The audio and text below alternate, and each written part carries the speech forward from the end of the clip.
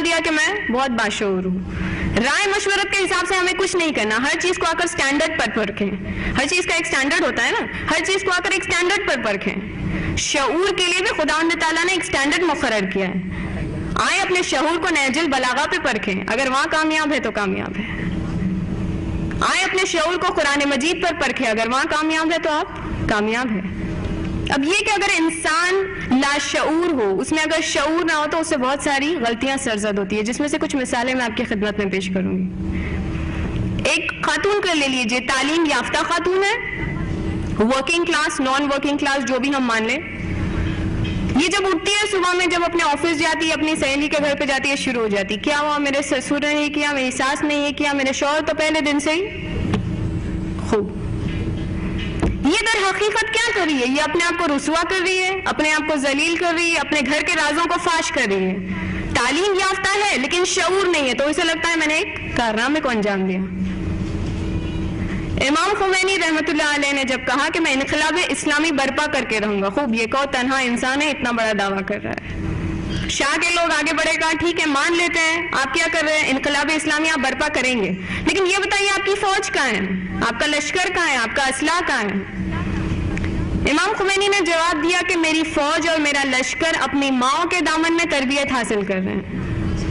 یہ اپنے آپ میں ایک بہت بڑا جملہ ہے, اگر آپ تفکر کرنے کی کوشش کریں. یہاں آئیے اور اپنی عظمت کو سمجھیے, یہاں آئیے اور اپنے مقام کو سمجھیے کہ کیا مقام ہے آپ کا ہر لیول پر, یا وہ آپ کے گھر میں ہو یا کہیں پر بھی ہو, معاشرے میں ہو, قوم میں ہو, ملک میں ہو, انٹرنیشنل لیول پہ ہو, کہیں بھی.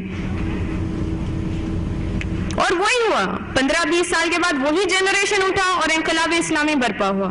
لیکن اگر ایک ایسی عورت جس کو پتہ ہی نہیں کہ اس کے اندر ایک روح ہے, وہ اپنی تمام حیات جسم پروری میں لگائے گی, ہر کام جسم کے لیے, اور پھر اگر خداوند تعالیٰ اسے اولاد دے دے تو اسے بھی جسم مان رہی ہے. خوب میں نے اپنے تمام فریضوں کو ادا کیا. کیسے ادا کیا؟ میں نے کھلا کھلا کر اسے موٹا کیا.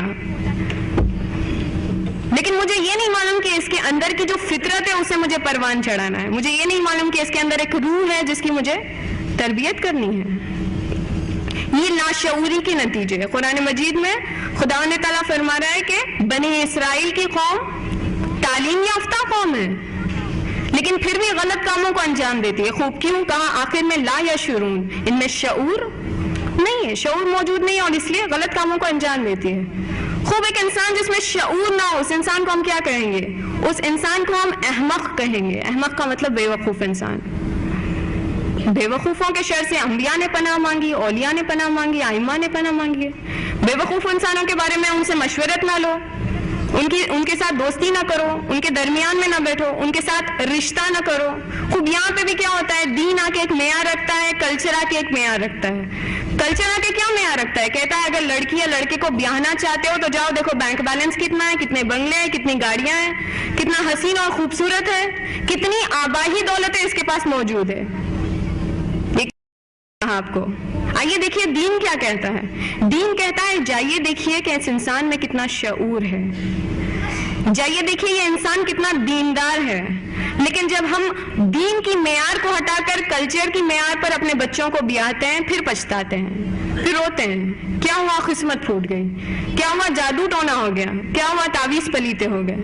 تعویذ پلیتے نہیں ہوئے, لاشعوری ہو گئی ہے, نا آگاہی ہو گئی ہے, جس وجہ سے آپ سے یہ غلطی سرزد ہوئی کہ آپ نے اپنی بچوں کی زندگیوں کو خود برباد کیا. اب یہ کہ اس شعور کو حاصل کرنے کے لیے ہمارے پاس کئی سورسز اویلیبل ہونے چاہیے, ریسورسز ہونے چاہیے. خوب ہے ہمارے پاس, کمی نہیں ہے. قرآن مجید کھولیے, نہج البلاغہ کھولیے, ائمہ اطہار کی سیرت کھول کر دیکھیے. ایک نئی دنیا میں قدم رکھیں گی آپ, ایک نورانی دنیا. قرآن مجید جھوم جھوم کر نہ پڑھیں. قرآن مجید جب پڑھیں تو ساتھ میں اس کا ترجمہ پڑھیں, اور پھر کسی باشعور انسان سے جا کے پوچھیں کہ اس آیت سے میں کیا لوں, کیا کہنا چاہتی ہے. ہماری ہدایت کے لیے ہی نازل ہوا ہے قرآن. پھر پریکٹس کریں اسی چیز کی, کوشش کریں. ہم کہتے ہیں نا پریکٹس میکس مین پرفیکٹ. خوب, تو کوشش کریں. پھر انشاءاللہ آپ کی زندگی میں ایک ایسا موڑ آئے گا جہاں آپ کو احساس ہوگا کہ مجھ میں شعور آ گیا ہے, میں باریکیوں کو سمجھ سکتی ہوں, میں صحیح اور ناصحیح کے درمیان کے فرق کو سمجھ سکتی ہوں. وہاں کا سب سے پہلے اپنے مقام کو سمجھیں, وہاں کے سب سے پہلے اپنی عظمت کو سمجھیں.